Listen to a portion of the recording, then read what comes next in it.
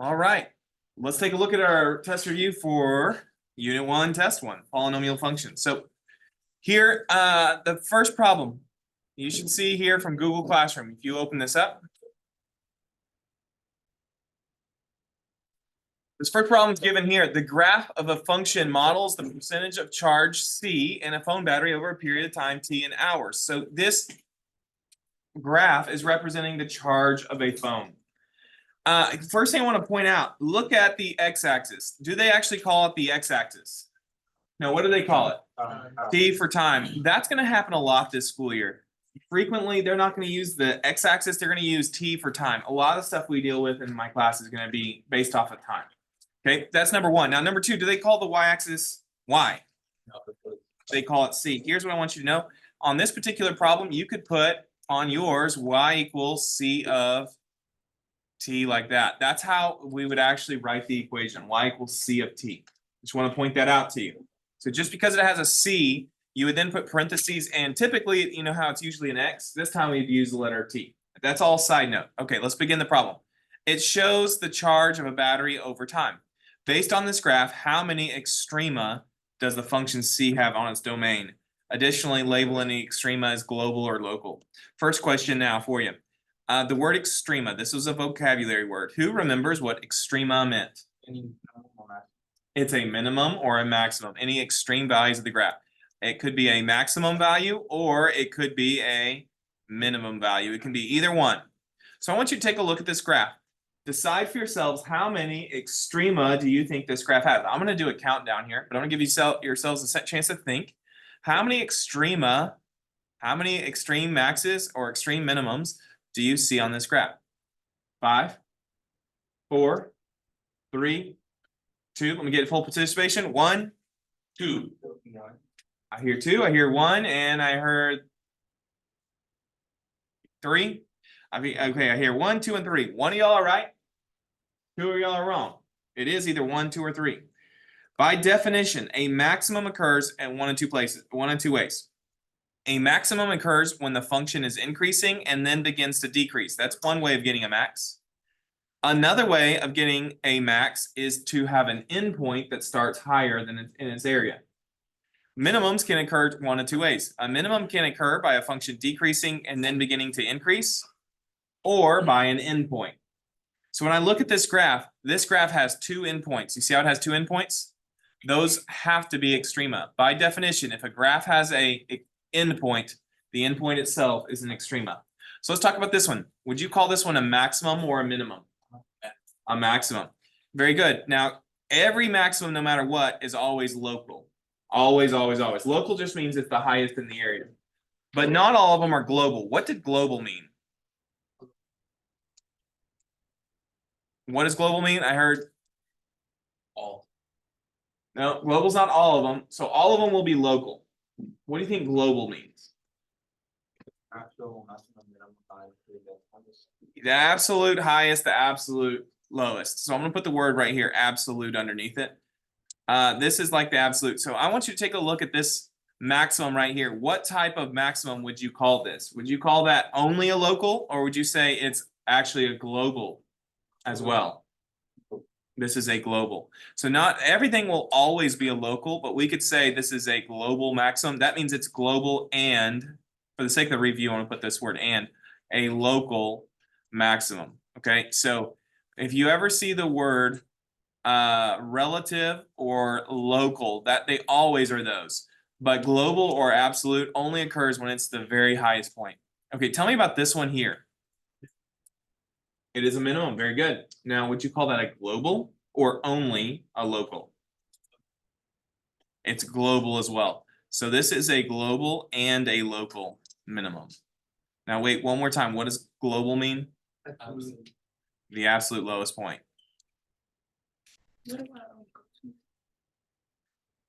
This is in Google Classroom.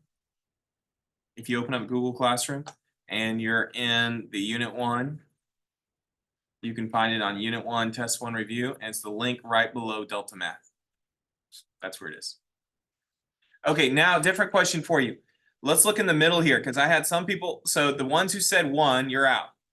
But I also had a student who said 3. do I have another maximum or a minimum in here somewhere? The question to ask yourself is, does my graph ever increase, then start to decrease? Or does it ever decrease and then start to increase? What is my graph doing all through this process? It's only decreasing. If it's only decreasing, you don't have any other extrema. So this answer, how many extrema does the graph have? This graph has 2 extrema. This would have 2, and we have labeled them.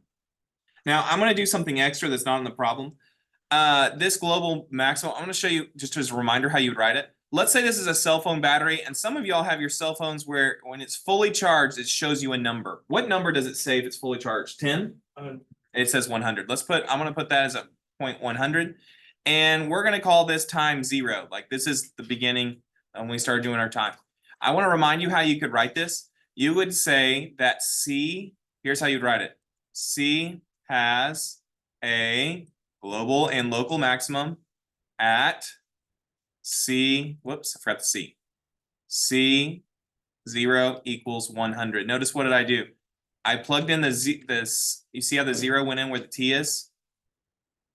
Yes, no, can y'all speak up so I know if you're following me? See how the 0 went into where the T is? And the 100 replaced what value? The Y. And you can move around the Y to the end. So that's how you'd write that. You would say C has a global or local maximum at that point. And if we wanted to do the same here, what would we say the charge is at this point? What is the Y value? 0. The Y value would be 0. They don't give us amount of time. How long does your battery usually last you? Let's say 8 hours, maybe. I don't know. Is that right? Is that decent? Yeah. Okay, so you would say the same thing. C has a global and local min at, whoops, I did it twice. C parentheses 8 equals 0. Does that make sense? That's how you write that. Okay, to make sure it makes sense, I'm going to give you one to try your own. Okay, the graph of the function models the velocity over a period of time. Based on the graph, how many extrema does the function v have on its domain? Additionally, label any extrema as either global or local. I don't give you any points. Don't worry about the points, but I want you to draw this on your paper. Come up with your own. I'm going to pause. If you're watching the video, just pause. Let's do this on your own. See what you come up with. All right. As I pick up here, this particular graph has 4 extrema. So it has 4. If you remember, by definition, what makes it an extrema is when the graph, we have a maximum. Anytime the graph is increasing and then begins to decrease, that would be a max. Or you have a minimum anytime the graph is decreasing and then begins to increase. That happens twice over here. This graph, what's it doing on this first interval here? Decreasing, and then it begins to increase. That means we have a minimum there. We will have a maximum up here because I'm increasing and now I'm turning to decrease. That's a maximum. Now that's 2 of them. Where are the other 2? The endpoints. If your graph has endpoints, now, by the way, if it were an arrow, it would not be a maximum or minimum. That would not be. But if it's an endpoint, then it is. So this graph has 4 separate extrema. Let's go through and label them. What do you think this point right here is? Does that look like a maximum value or a minimum value in that particular area? That's not a minimum. It's a maximum. It's above the points in the area. So what does local mean? It means your little area.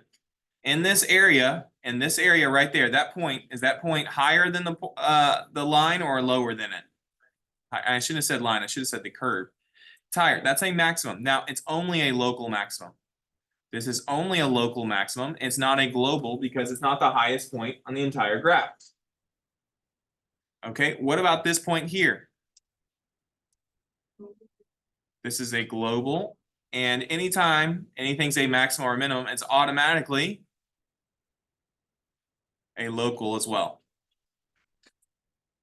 What local means is it's in the area, it's the lowest point. So if it's a minimum, it's always going to be a local because that means it's in the area, it's a bottom. But this is also global, meaning it's the lowest in the entire graph as well. Okay, tell me about this point. What would you say for this one? This is a global and local. Very good. Global and local maximum. And finally, this last point here. It is a local minimum. Now, one more time, why is this one a minimum? Because if you looked in its area, is it above the curve or below the curve? It's below. For that reason, it would be considered a local minimum. Okay, any questions over extrema? All right, I'm gonna move on. So the next type of problem we're gonna take a look at is some of these tables. Here's what I want you to do. Quick, I'm gonna pause this so you can draw this on your paper. I want you to draw one horizontal line and 3 vertical lines like this. And go ahead and draw them long. I have 6 problems. We're gonna do them on the same setup. I have 6 of these problems coming. So we're gonna do it on the same setup. So what we're gonna do as we go, you're gonna fill in the word concave up, and then in a moment, what we'll do is we'll add a horizontal line and we'll do problem number 2 right below it. Does that make sense? So I want you just to start with this setup. I'm gonna pause the video, give you a second to do it yourself. Now, based off of the past, we usually have an X column, a Y column. What column do we usually write next? A rock was what normally we write next. I'm gonna go ahead and write A rock in there. I'm gonna leave myself a little space. Very good, Leona. You're correct on what's coming there. A rock usually comes second. What comes third? I said third. That is third. How about fourth? Delta A rock. Again, leave yourself a little space. Now that's how we normally write it.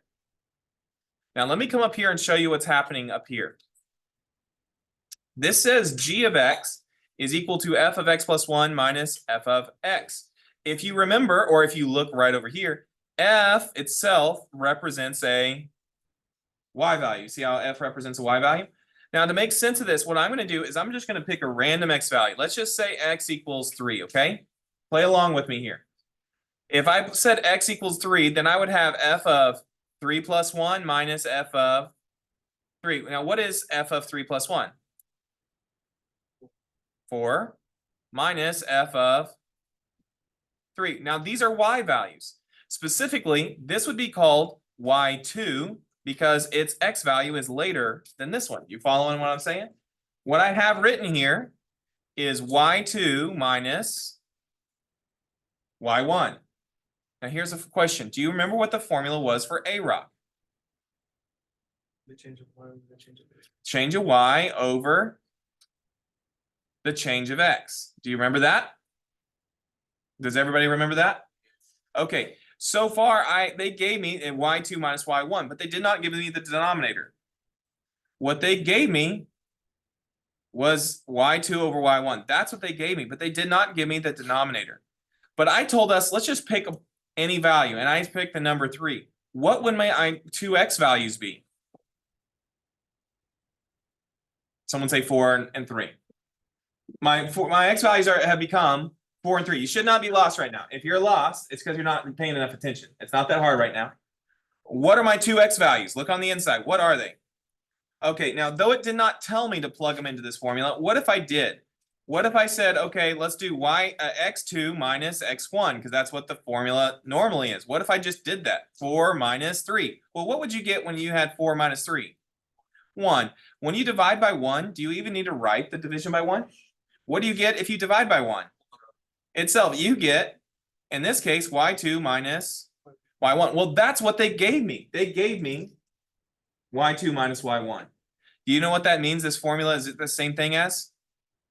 That formula right here is a fancy way of writing A rock. That's a fancy way of saying A rock. So g of x in this particular case equals A rock. I walked you through that this is a mathematical way of saying g of x is equal to the average rate of change. Does that make sense to you? How I got that? 2 different y values being subtracted, divided by, these x values are 1 apart, so it'd become divided by 1. So even though it did not say divide by 1, dividing by 1 wouldn't change the problem. So we get y2 minus y1. Okay, now look at h of x. What does it say h of x is? It's saying take the 2 values of g, and subtract them. Well, what is g? G is this column. So if I took one g and subtracted another g, what am I changing? I'm changing not just g's, I'm changing A rock. This is the change of A rock. You following me? So put h of x equals the change of A rock. Is everybody tracking with that?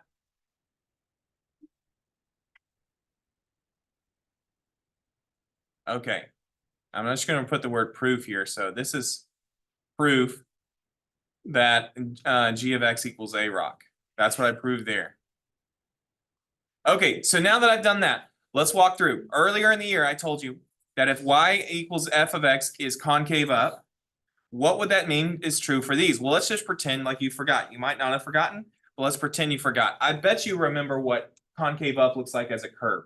What does concave up look like as a curve? Angel, do you remember?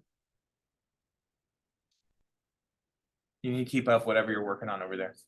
What's up? It would have a minimum. It would look, well, not necessarily a minimum, but it would usually look like that. Y'all agree with that? Okay, I'm going to put that. Now tell me, what would be true of the A rock? What would be true of the A rock in that situation? Well, let's take a look at it. I'm going to copy it and paste it over here. What would be true of the average rate of change? So what I'm going to do is, remember, average rate of change does not look like a curve. What does average rate of change supposed to look like? Average rate of change, what's it look like? A straight line. So what I'm going to do is I'm going to draw a bunch of tangent lines because tangents are easier for me on this tool. I'm going to draw a bunch of tangent lines. Tell me, what's the relationship between each of these tangent lines? Are they all positive tangent lines? Is every one of them a positive tangent line? Take a look at the graph. Are they all positive tangent lines right now? No, they're not. So they're not all positive. Are they all going to have the same slope? Do they all have the exact same slope? No. But what is true about each tangent line? They're increasing. The word is increasing. If f of x is concave up, your A rock is increasing. That's what you need to remember.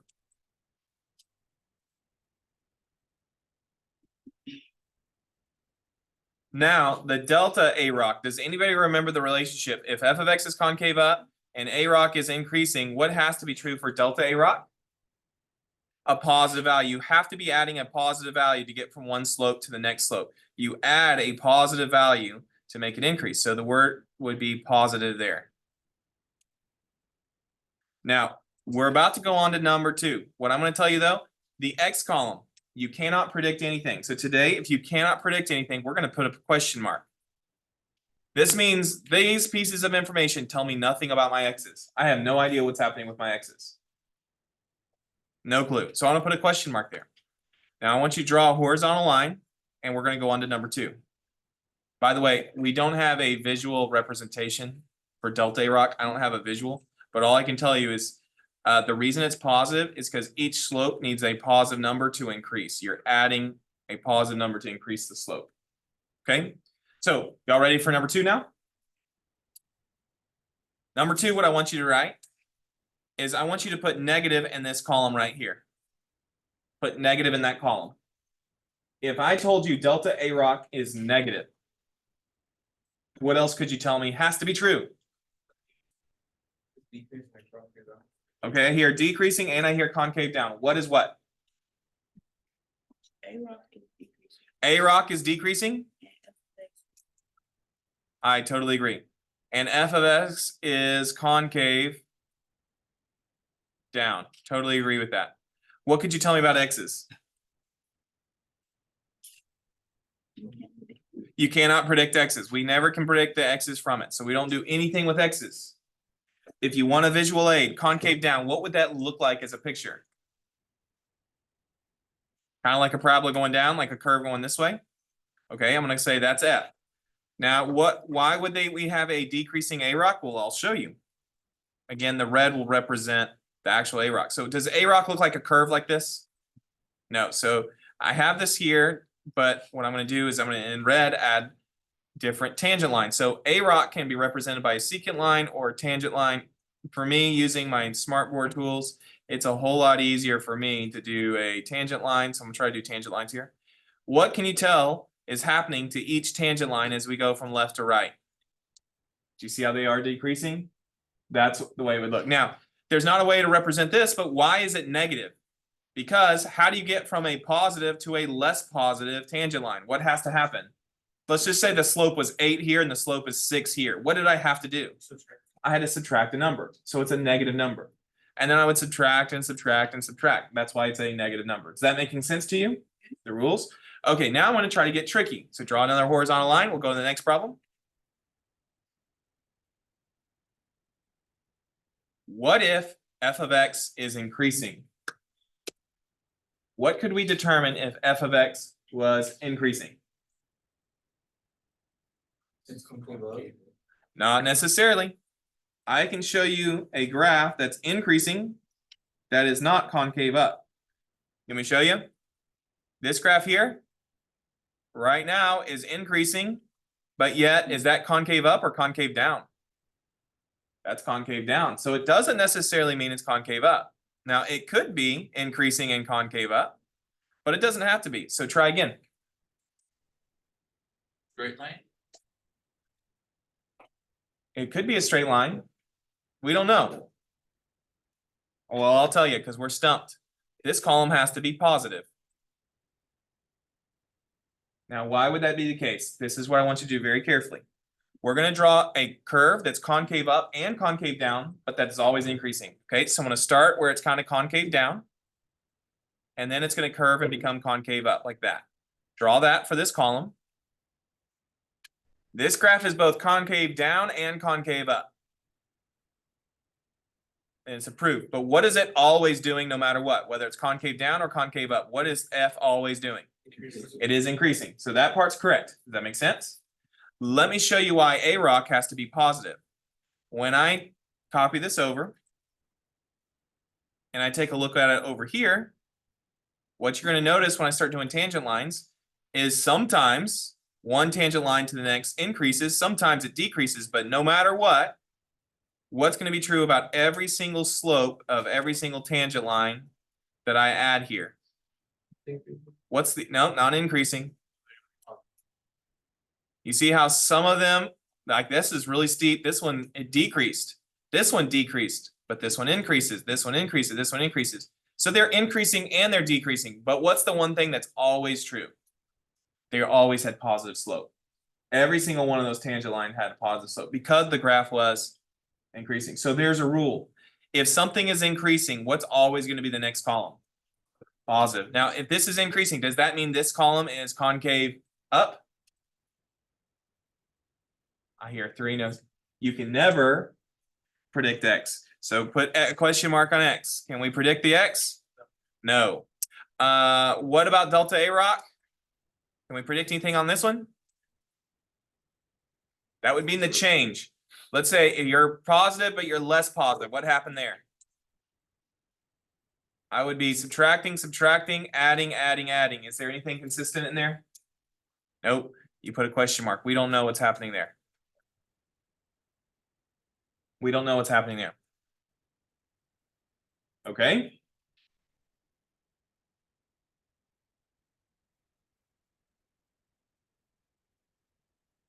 Let's look at this one. What if I gave you decreasing right here?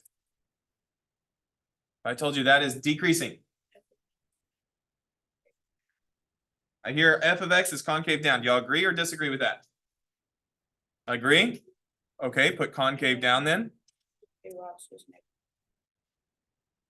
The change of a rock would be negative. And you can never predict x. Good job. Good job. I'm going to quickly do, if a rock is decreasing, what that means is where you start is you know that each tangent line would be getting less than the others. Does that make sense? So then I would copy that over. That's where I would start on this one, because that's what they gave me. I would start there, and I would come over here. The reason it has to be concave down, is if you started connecting those points, if you did like a connect the dots, you'd see that your curve is shaped concave down like that. So that's great. Good job. All right, I'm gonna go tricky on you. You ready for tricky? How about this one? Am I going too fast or y'all good?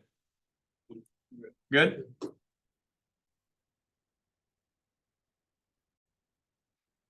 How about this time? What if I told you delta A rock is concave up?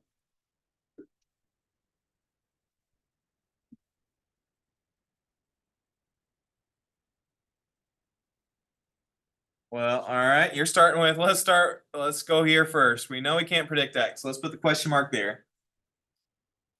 If this is concave up, does that mean this is increasing and this is positive? Is that the order we usually go? No. If this one's concave up, you know what you can predict about this? Nothing. You don't go to the left to concave up. If we can't predict anything here, you know what we can predict to the left of it? Nothing. Now, in AP pre-calc, that's where we would stop. But what you can do in the future, if you wanted to find another column, this column would be called delta delta A rock. What would have to be true of delta delta A rock? This would become increasing. And if you wanted to really go crazy and you added another column, what would have to be true on this one? This one would be positive. This would be delta delta delta A rock. Okay, now do you need to do that in my class? No. No, that's why I did a dotted line there. That is not necessary for my class. All that is not necessary, but that would be the truth. That was how it worked. Now I'm gonna pause here at this stage and I'm gonna add in something totally different. Do y'all remember this rule? If the original equation was, let's say x to the 5th power, let's just say f of x equal 5x to the 5th plus dot dot dot. What does dot dot dot mean? Just continues on. Do you remember what that means would be true of g of x? Would be X4. X4, very good. This would be x to the 4th power. Dot dot dot. Okay, this is extra. Let me just put extra here so we're not confused. Okay, if that's x to the 5th, this would be x to the 4th. What would that mean is true about h of x? X to the 3rd. What do you notice is happening every time? It's always going to lose 1 power. What would that make this one? I'm just going to do y equals because I didn't name it. It'd be y equals x squared plus dot dot dot, and this one would be y equals x plus some number. If you did one more column, it would be just y equals some number. That's it.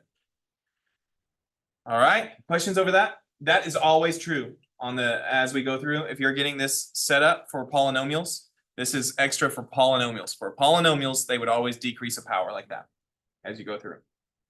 All right, I can't remember, was this the last one or did I have one more on there? One more. All right, you try to fill this one in.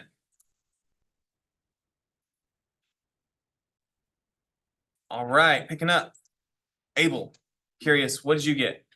For A rock, but concave up. Perfect, that is true. For the other two, they can't be. Can't be predicted. Very good. Okay, here's a different question for you, class. So again, this is going to be extra here. This is a little extra review. What if I told you that this equation was x cubed? No, I want to change it. If I told you the equation was whoops, I meant to put x squared. What if I told you this equation was 2x? I can't talk. X squared, what is that? X squared. If that's x squared, what's this one? X. And what you'll learn in calculus, it's actually going to be the equation 2x. So I'm just going to go ahead and fill it in. This is going to be the exact values it would be. You won't learn this in my class. This is calculus now. I'm going to put in here AP calculus. Which one? What I'm doing right now, the equation would be exactly 2x. It would not be 3x. It would not be 2x plus 4. It would be 2x. That would be the equation. Okay, and what would you say is true about h of x then? It's just a number, and that particular number would be a 2. That's what the value would be. What happened to my power? That's what I really want you to see, though. What happened to my power? It decreased. So it's kind of like this is now 2x to the 0 power. Does that make sense to you? What happened? If you want to throw that in there, you can put 2x to the 0. It's the same thing, but your power decreases. What would the power be on this one? of first. Yeah, you'll learn the trick when you get to calculus. What it is the power multiplies with the coefficient. So this 2, what's the coefficient there? If it doesn't show a number? A 1. So 2 multiplied with 1, it became a 2. Then this 1 multiplied with this 2 and became a 2. And if you did the next column, you know what to get? It would be a 0. Very good. It would be a 0 because 0 times 2 is 0. All right, let's switch gears. That is calculus. Now, in my class, you're going to see stuff like this here, right here, all throughout the whole school year. You're going to see it soon here on this next test. You will see it in May. And it's one of the free response questions on your college credit, like this literal graph. What they'll give you is a curve. We're going to learn later. This could be a sine or cosine curve, but for right now, you just have to look at it and say, okay, I have a curve. And it'll always be labeled with the points F, G, J, K, P. That will not change all school year. Those points will be your points.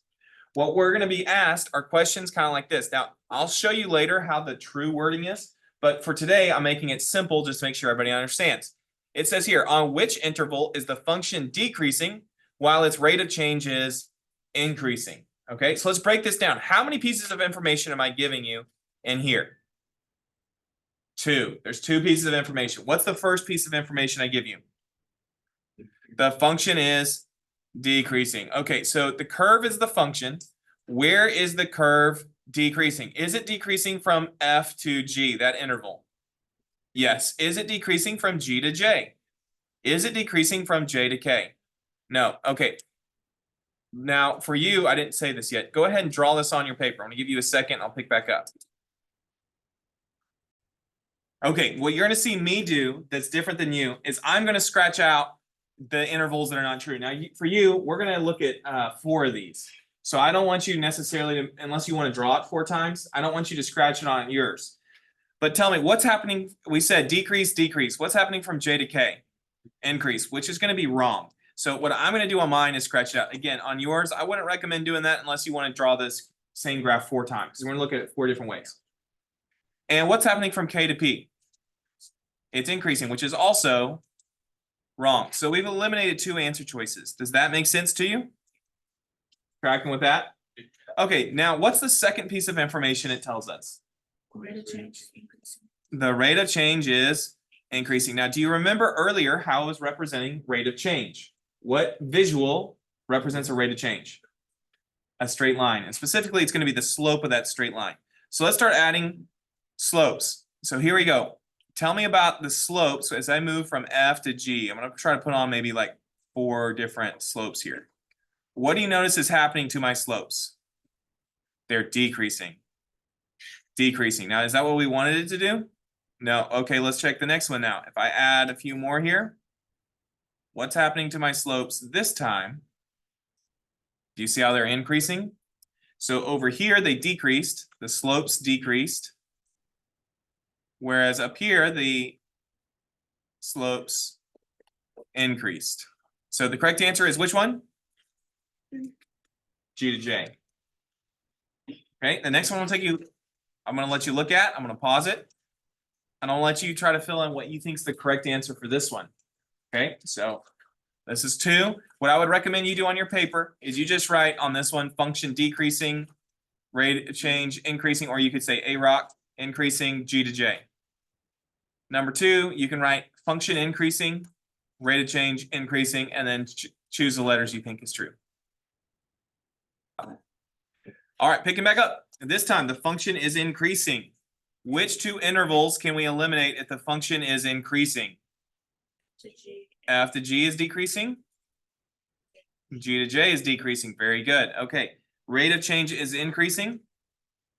So again, I'm going to put on a whole bunch of little tangent lines. So you'd start here and you would just keep going like around your graph like this. What do you notice happening on that interval there? It is increasing. There's no need to move on. This is increasing. That's going to be our answer right there. J to K. Cool? Okay, I'm going to give you another one. Same instructions. Want to pause the video here. You write down your packet. Function decreasing, rate of change decreasing, or on your piece of paper, sorry. Function decreasing, rate of change decreasing. Come up with what you think the answer is.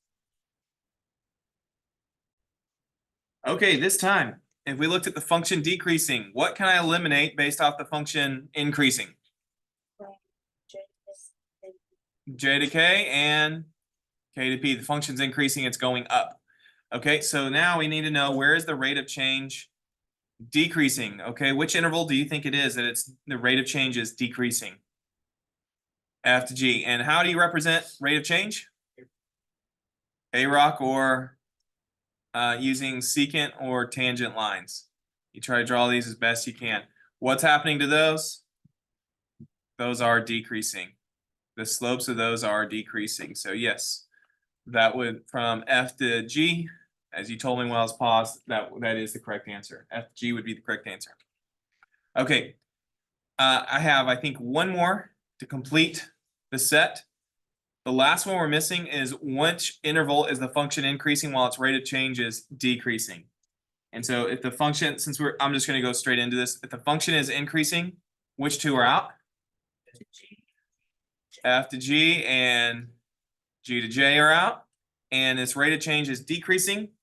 Which one would have a decreasing set of tangent lines? K to P. So if you started here, you'd see that each tangent line is a little bit less than the previous. They're subtracting. So it would be K to P. That would be decreasing rate of change. Let me do this in red here. So K to P would be the answer. Okay, now here's what I want you to catch. I put the questions this time easier for you to understand. This is not the way they will write them. So now let me show you how they would actually write these. Same problem, same information, but they are going to write it a little bit different. So I was breaking it up where it's very easy to see. The function is increasing while its rate of change is decreasing. Here's actually how they'll say it. They'll say it this way. On which interval is the function decreasing at a decreasing rate? You see how that sounds a little bit trickier? On which interval is the function decreasing at a decreasing rate? It's still giving you two pieces of information. What's the first piece of information they're giving you? Function's decreasing. And so you would say, okay, the function has to be decreasing. These two are out. Now here it just says decreasing rate. Well, what is it, our word that has a rate?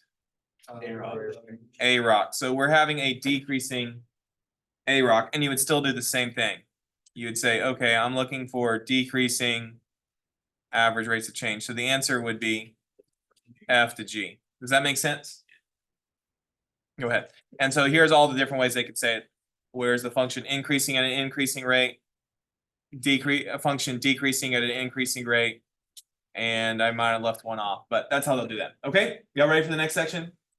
Y'all feel like you got those down? All right, moving on to last lesson, 1.7. Very last thing we covered in this topic. It says here, give an example of a polynomial function that could satisfy the following in behavior, and give a counterexample of an equation that would not satisfy. Here's actually, I'm going to do it a little bit separate. I'm going to give you multiple choice options, but first what I want to do is walk you through how you would graph this. So on your paper, I want you to just draw a little X and Y axis. Doesn't have to be brilliant, just really quick, X and Y axis. And I'll label mine Y equals F of X, just so we remember that F of X represents the Y value. What I'm going to do is I'm going to use these limits. If you remember from last class, a limit doesn't tell you where the graph is, a limit tells you where it's going. It doesn't matter where you begin your graph, I'm just going to use the origin, but it doesn't necessarily have to be at the origin. What I'm going to do is represent what happens with this graph. I'll do this first limit in here in red. This, I'm going to start with the X values, always begin with the X. This is saying X is approaching infinity. Directionally speaking, which way does that mean my graph is traveling? X goes either left or right. Okay, as we go to the right, what will happen? Remember, the four options were the graph could rise, fall, get flat, or stop at a point. What does it look like is going to happen on this one if F of X is approaching infinity? It's going to rise. So here's what you would do. On your packet, or your paper, you would curve it up and to the right like that. Make sense? What I did? I curved to the right and I'm rising to positive infinity. Polynomials rise faster than they run, by the way, so it's curving up. Polynomials curve up, they don't curve out, they curve up or down, but they don't curve out. Okay, now this one we'll do in blue. Again, begin with the x's. If it says x is approaching negative infinity, directionally speaking, which way are we moving? As the graph moves to the left, what's going to happen to the y values? Rise, fall, flat, or come to a point. they're gonna rise. So as we go left, my graph needs to rise. So I'm gonna pick up here and go this way. Now, we learned last class that if your graph is U-shaped, you can talk to me about the highest power, what we call the degree. What has to be true about the degree if you have a U shape? Is it an even degree or an odd degree? Even degree. I'm going to put even degree here. That means the highest power is an even number. Now, the other thing you need to tell me about would be the leading coefficient. Is this a positive or a negative leading term if it goes up on both ends? Positive. So we're going to have a positive leading coefficient. Positive leading coefficient. And I forgot to give you answer choices, so let me pause real quick and come up with 4 answer choices, and you can tell me which one you think's right. Okay. Magically appeared some answer choices. So as you look through these answer choices, what is the only possible one that would be true for this problem? Which equation would you choose on the test as being the correct equation for these limits to satisfy the end behavior? Which one would be correct? I hear B and I hear C. And I disagree with both. And I disagree with A. And the only answer that would work is D, the one y'all haven't said yet. D is the correct answer. Okay, what are we getting tricked on? My guess is you're looking at the front number. Don't look at the front number, you look at the highest powered. I intentionally mixed them up. Oscar. You look at the highest power. On this one, what's the highest power? 4. Now, was that positive or negative in the leading? Negative, so that's wrong. This one, what's the highest power? 5. Positive or negative? Negative, so it's wrong on both counts. This one, highest power. 5. Now, this is a positive term, so this part's right, but this part is wrong. Last one, what's the highest power? 4, and positive or negative? Positive, that's it. Okay, so let's go on the next one. This time I want to post the same answer choices. I'm going to let you try to draw and see what you think would be correct given these limits here. Which one would correctly satisfy the end behavior? I'll give you a moment before I pause it. I just need to change these to g of x's this time.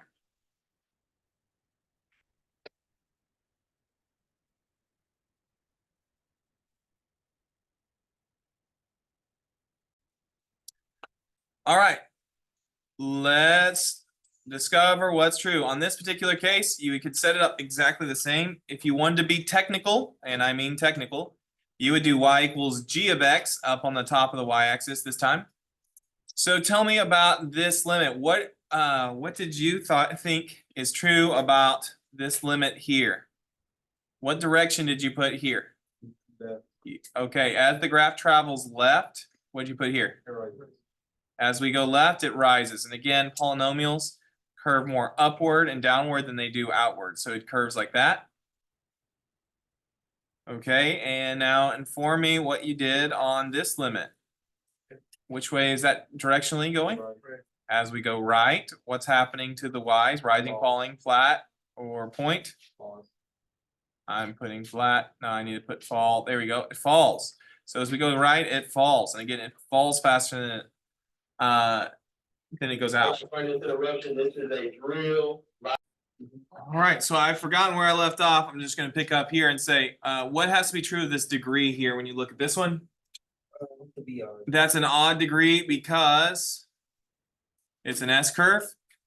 We have odd degree, and tell me about my leading coefficient. If this is a decreasing S-curve, is it a positive or negative? Negative. Negative leading coefficient. A negative leading coefficient. Now, because it's a negative leading coefficient and an odd degree, you should be able to come up with the answer. And which answer choice did you get for this one? B, I agree. What's the degree on that? On answer choice B? 5, that's an odd number. And is the x to the 5th a positive or negative? Negative, so we're good. That would be the correct answer. Okay, the last things I want to hit from this particular lesson had to do with even and odd. And so I want to remind you what it means for a function to be even. There's like 4 different ways you can think about it. So I'm going to start like here. I'm going to type these in, and I'm going to say first, if do you remember if you took the opposite x's, they would produce some type of y values on an even function. Can y'all show me with your hands what does an even function look like? Either show me a u or an s curve. Which one would be an even? U. Okay, what would happen if you took the opposite x values? They will have the same y. Same y value. So opposite x values produce the same y value. That's your first way to remember it. Now that's going to be way too big. Let me shrink this down. Opposite x values produce the same y value. The formula that they gave us for this, oh, come on. Let me see if this will.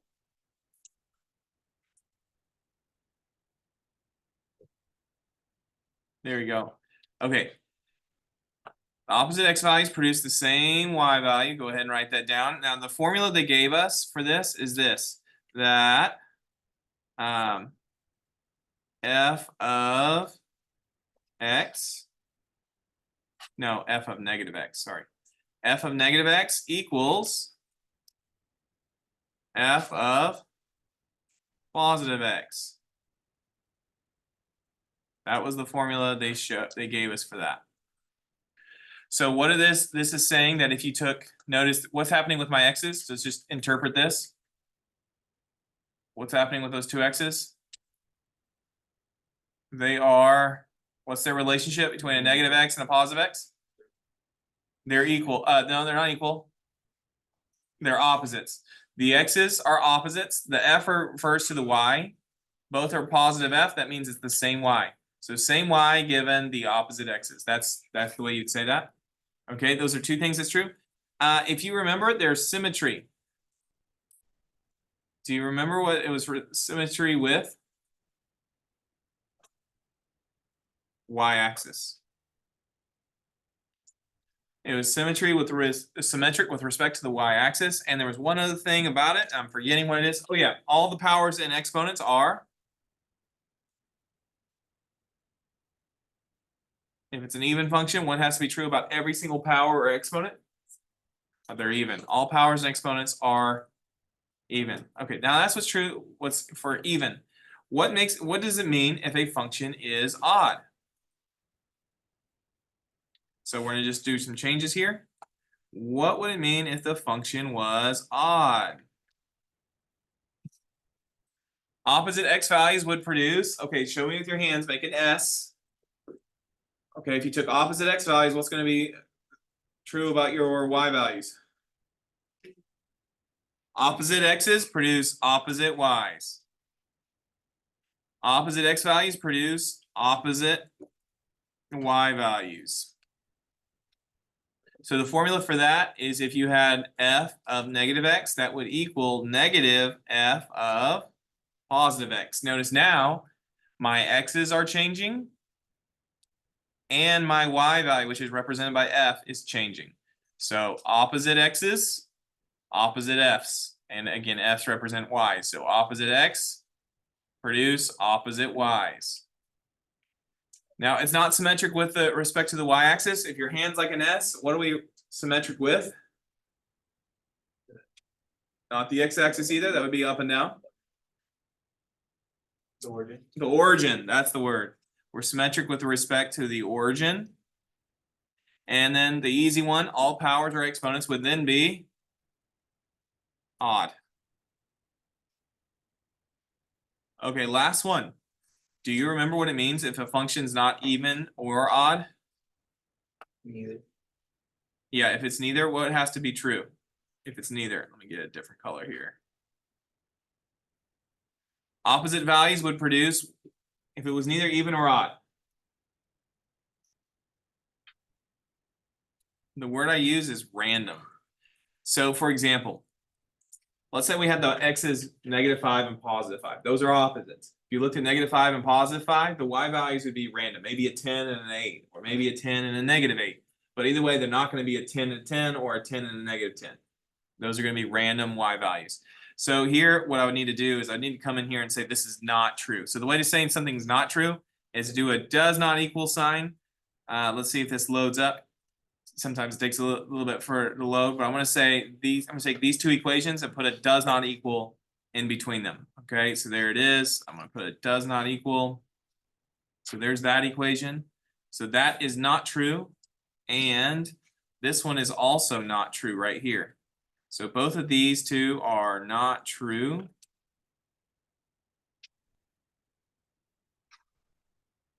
So both of these two are not true. There we go. Not true. I'm gonna turn this one blue so you can see where those came from. So that's what it's saying. These two formulas are not true. It's not symmetric. So it's not symmetric.